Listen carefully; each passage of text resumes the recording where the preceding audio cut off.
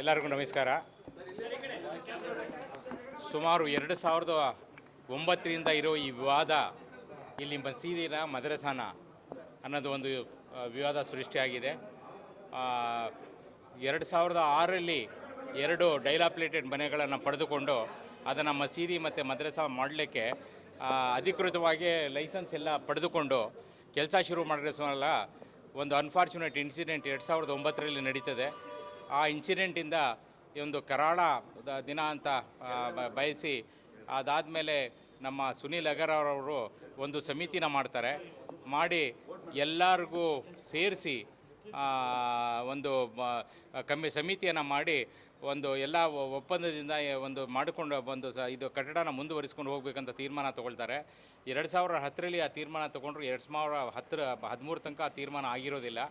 ಆದರೆ 2013ರಲ್ಲಿ ಅಂದಿನ police commissioner ಒಂದು ಸೌಹಾರ್ದತೆ ಮೀಟಿಂಗನ್ನು ಮಾಡಿ ಎಲ್ಲರನ್ನ ಕರೆಸಿ ಮಾತುಕತೆ ನಡೆಸಿದಾಗ ಇದನ್ನು ಮಸೀದಿ ಅಲ್ಲ, ಇದು ಮದ್ರಸಾ, ಒಂದು ಅರಬಿಕ್ ಮದ್ರಸಾ ಶಾಲೆಯನ್ನು ಪಡಿಸ್ಕೊಂಡು ಹೋಗ್ಬೋದು ಅಂತ ಹೇಳಿ ಒಪ್ಪದಿಂದ ಅದನ್ನು ಓಪನ್ ಆಗುತ್ತೆ. 2013ರಿಂದ 2016 ತನಕ ಶಾಲೆ ರೀತಿಯಲ್ಲಿ ಅದು ನಡ್ಕೊಂಡು ಹೋಗ್ತಾ ಇರ್ತದೆ. 2016ರಲ್ಲಿ ಒನ್ಸ್ ಅಗೇನ್ ಅನ್ಫಾರ್ಚುನೇಟ್ ಇನ್ಸಿಡೆಂಟು ನಮ್ಮ ರಾಜು ಅವ್ರದ್ದು ಒಂದು ಹತ್ಯೆ ಆಗುತ್ತೆ. ಆ ಹತ್ಯೆ ಆಗೋ ಸಮಯದಲ್ಲಿ ಮೈಸೂರಲ್ಲಿ ಒಂಥರ untoward incidents, arson, pelting of stones ಎಲ್ಲ ನಡೀತಾ ಇರ್ತದೆ.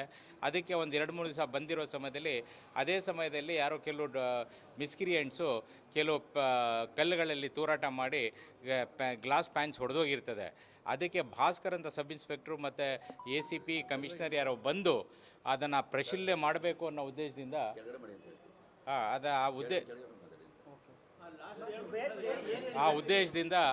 ಅದನ್ನು ಮಾಡಬೇಕು ಅಂತ ಆ ಉದ್ದೇಶದಿಂದ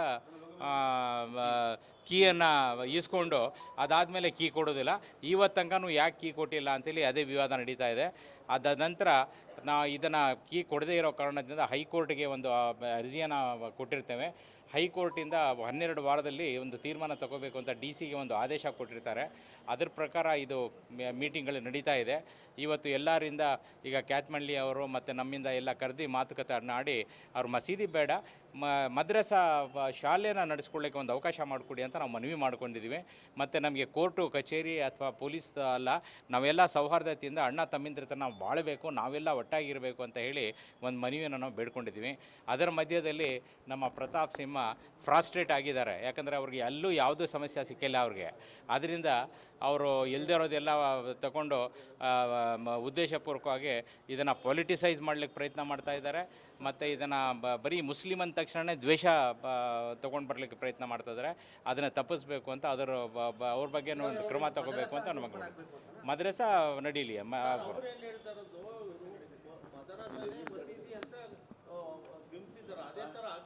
ಇಲ್ಲ, ಅದು ಸುಳ್ಳು ಅಂತ ಹೇಳ್ತಾ ಇದ್ದೀವಿ. ಅದು ಮದ್ರಸಾ ಶೌಕತ್ ಪಾಷಾ